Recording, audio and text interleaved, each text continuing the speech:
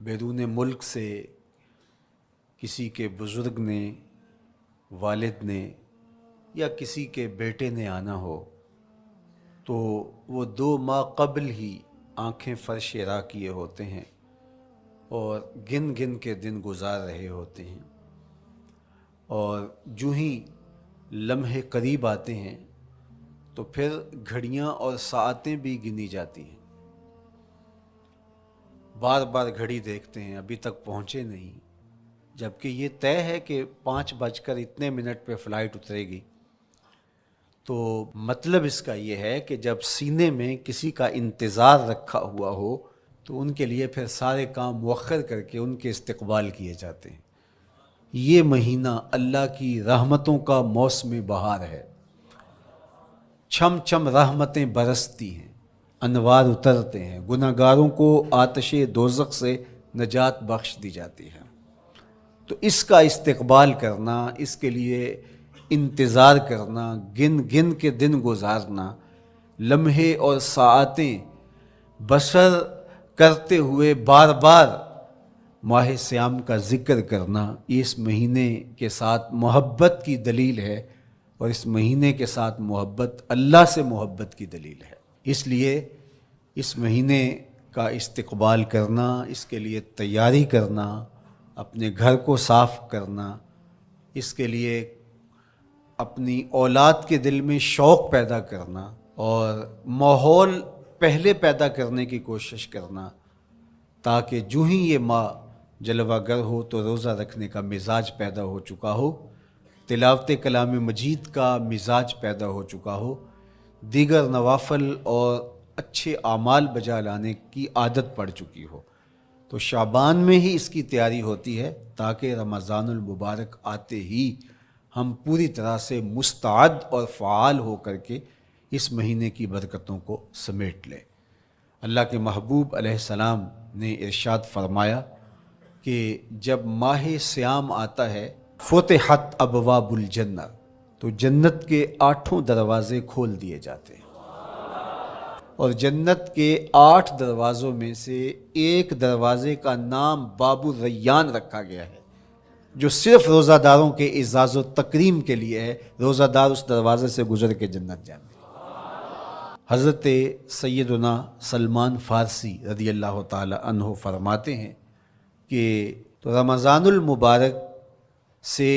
قبل حضور نے یہ خطبہ ارشاد کیا، یا ایھا الناس، اے لوگو، قد اظلکم شہر عظیم، اللہ نے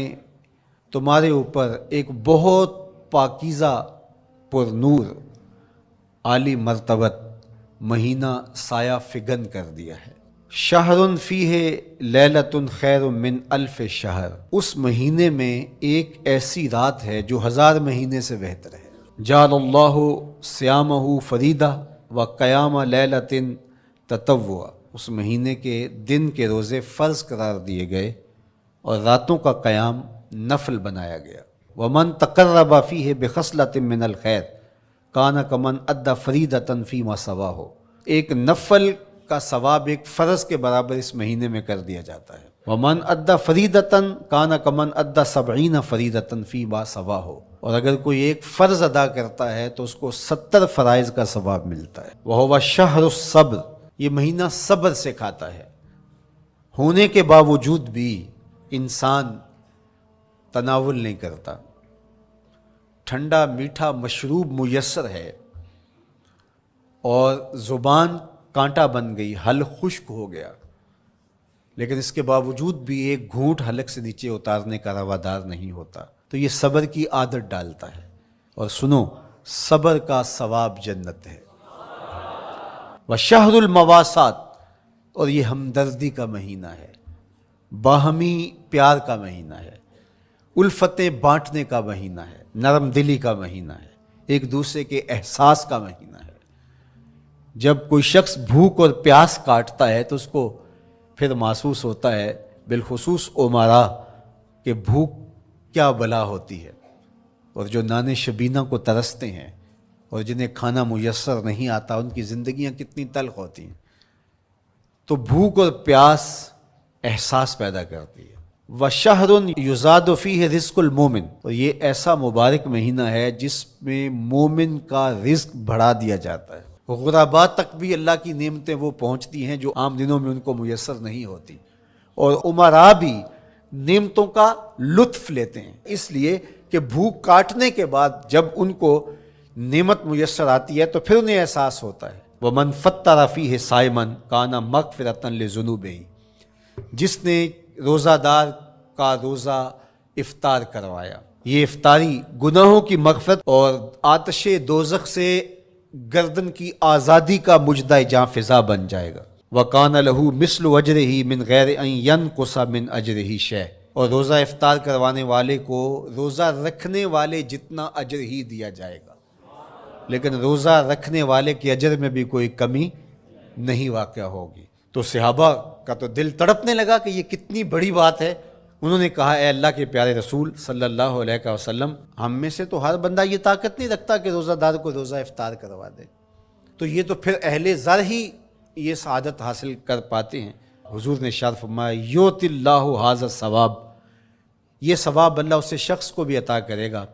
من فطر صائما علی مزقۃ لبن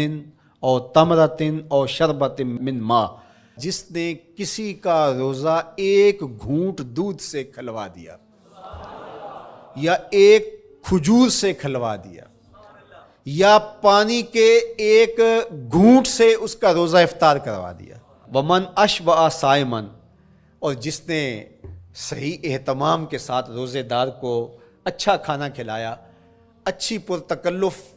افطاری دی، سقاہ اللہ من الحوض شربتا لا یظمأ حتی یدخل الجنہ،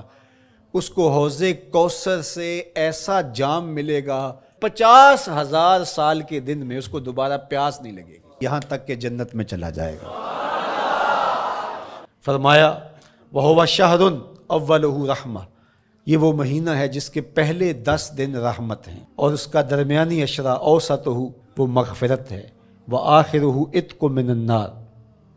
اور اس کا آخری عشرہ جو ہے وہ آتش دوزخ سے نجات کا ضامن ہے۔ کہا کہ 4 کام اس مہینے میں کثرت کے ساتھ کرو، وہ 2 خصلتیں، 2 کام جن کے ذریعے سے تم اپنے رب کو راضی کر سکو۔ فشہادۃ اللہ الہ الا اللہ، وہ گواہی دینا ہے لا الہ الا اللہ، وتستغفرونہ، اور تم کثرت سے استغفار کرو، اللہ سے بخشش مانگو، اللہ سے جنت طلب کرو اور دوزخ سے پناہ مانگو۔ تو یہ کام جو تمہاری ضرورت ہے تم اس مہینے میں کثرت کے ساتھ کرو۔